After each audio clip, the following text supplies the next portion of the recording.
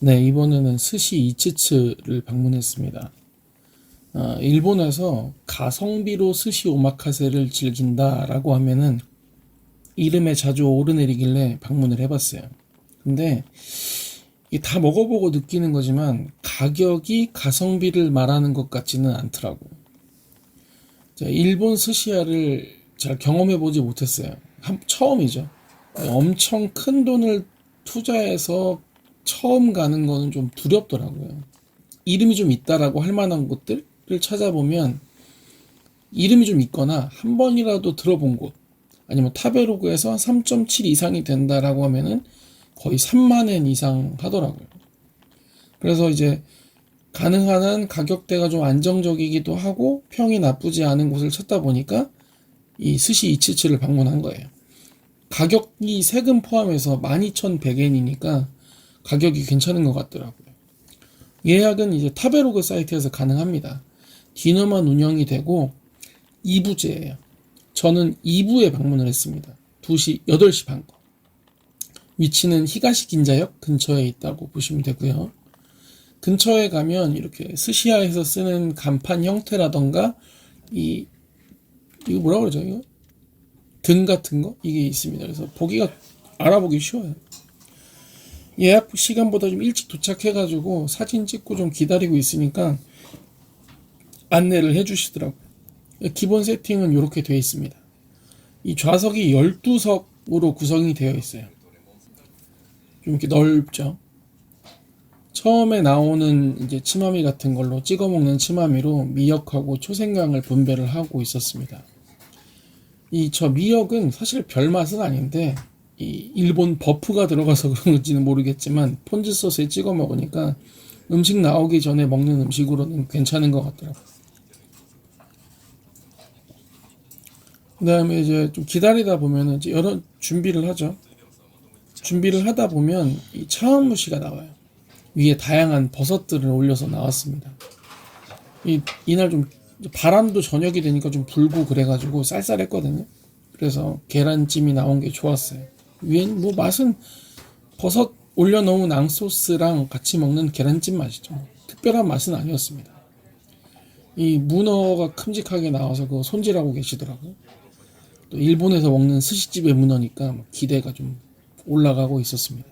그리고 12명이라 셰프는 둘로 나눠져 있어요. 그래서 제 기억이 맞다면 6대 6으로 나눠서 서브 하시는 것 같아요. 그래서 주방에 가까운 쪽에 연배가 좀 있으신 분이 헤드 셰프인 것 같고 반대편이 젊은 분이 수셰프인 것 같았어요. 그리고 다음 나온 게 이제 다금바리였어요. 처음에 일본어로 아라데스 이랬으면 주시는데 제가 아라를 분명히 들어봤는데 뭐였지 이렇게 찾아보다가 생각하다가 찾아보니까 다금바리였습니다. 이 모미즈 오롯이라 그래서 고춧가루 섞인 무하고 파랑 같이 먹으면 돼요. 이 식감은 좀 찰지고 약간 단맛이 나는 그런 기억이 있었습니다. 근데 특별한 맛이라고 할 수는 없어요. 워낙 이제 한국에서도 스시야에서 흰살 생선을 잘하는 곳이 많기 때문에 일본과 한국을 대비해서 어디가 더 맛있다라고 평가하기에는 좀 어려움이 따라요. 그리고 하나 더 생각을 해보면 제가 흰살 생선을 그나마 좀 맛있게 먹었던 곳을 지점을 생각해보면 제이 스시를 제외하고는 가격대가 좀 더 있는 스시야였거든요. 그러다 보니까 오히려 한국에 있는 스시야의 흰살 생선이 더 맛있게 느껴졌던 것 같아요. 뭐 다금바리라는 희귀한 생선을 먹었다라는 경험적인 부분 말고는 뭐 딱히 이점은 없었던 것 같습니다. 그 다음에 이제 은행으로 만든 두부가 나왔어요. 이날 이제 손님이 제가 12명이라 그랬죠. 자리가 12석이라 그랬잖아요. 손님이 12명 꽉 차 있었는데 이날 2명만 일본인이었어요. 그래서 2명 일본인, 제 왼쪽으로 2명이 일본인, 그 다음에 오른쪽으로 3명이 중국인, 그 다음에 그 다음 2명이 한국인, 다음 4명이 서양 사람이었어요. 국적은 모르겠고. 근데 이제 그 일본 손님이 드셔보시고 나서 셰프를 엄청 칭찬하시더라고요. 도대체 무슨 말인지는 모르겠는데 톤을 들으면 알 수 있잖아요. 그 셰프 얼굴 표정이랑. 그래서 이 두부를 입에 넣고 이렇게 막 혀로 이렇게 뭉개면 은행 그 향이 나요. 고소한 향이. 길바닥의 은행 이런 게 아니라 구워서 나는 그런 고소한 향이 납니다. 그 다음에 이제 하마구리 대합이 나왔는데 글쎄요, 국물이 좀 맛있었던 거 말고는 딱히 좋았던 기억은 아닌 것 같네요. 다음 문어가 나왔는데 문어도 그렇게 뭐 불편함 없이 먹었던 정도예요. 뭐 특별하게 일본 문어라고 해서 맛있다라고 할 만한 건 아닌 것 같고, 제가 손질 중인 모습을 되게 기록으로 많이 남겼어요. 미리 얘기는 했죠. 이제 사진이나 영상 가능한지 그랬더니 얼마든지 찍어라. 그래서 많이 찍었죠. 조명 덕분인가 분위기가 되게 좋습니다. 그리고 마침 또 제가 앉은 자리가 그 셰프가 조리를 하는 도마 앞에 자리여서 사진 찍기도 되게 수월하고 좋았어요. 기다리고 있는데 이제 킨메다이가 나왔습니다. 금눈돔. 이거는 오버쿡 됐었어요. 좀 뻑뻑했습니다. 이게 원래 저는 금눈돔이 되게 킨메다이가 기름진 생선으로 알고 있고 그 기름을 제대로 느끼는 생선이라고 알고 있는데 그러기엔 너무 익은 느낌이 드는 거예요. 너무 바싹 익은 듯한 느낌. 그렇다고 해서 뭐 껍질이 바삭바삭하냐 뭐 그런 것도 아니고 약간 그 고등어 구이 등살 먹는 것 같은 그런 뻑뻑함이 있었어요. 좀 아쉬웠습니다. 이제 스시가 나옵니다. 첫 점은 벤자리가 나왔어요. 이거 제가 껍질 부분 보통 이제 불로 지져서 나오는 걸 많이 먹다가 생으로 나오는 거는 옛날에 그 장문창 셰프님이 하는 스시 삿지 이후로는 처음 먹어보는데, 뭐 이 벤자리 자체가 약간 기름지고 또 샤리는 적초 써서 색깔도 약간 붉죠. 그래서 좀 쿰쿰한 산미 이런 게 많이 나다 보니까 두 개가 적당하게 잘 섞이는 맛이었어요. 그 다음에 이제 갑오징어입니다. 스미가. 요거는 이제 탱글한 식감이나 은근한 단맛 다 좋았어요. 이거 한국말로 뭐라고 해야 되는지 물어보시더라고요. 그래서 갑오징어라고 설명드렸더니 갑오징어 막 이렇게 발음하셨던 게 기억이 나요. 여기가 이제 한국 손님들이 많이 오시나 봐요. 사케를 이제 맡기는 형태로 하면은 한 대여섯 개 정도 먹을 수 있도록 도쿠리가 나오는데 가격대가 생각보다 많이 저렴해서 술이랑 스시를 같이 먹기에 좋다고 해가지고 한국 손님들이 많이 오는데, 그러다 보니까 이 셰프님이 한국말을 좀 하려고 하시더라고요. 그 다음에 이제 전어가 나왔습니다. 제가 이 시작 전에 제가 전어를 되게 좋아한다 라고 설명을 했을 정도로 저는 전어에 대한 기대가 되게 컸거든요. 근데 사실 좀 평범했어요, 사실은.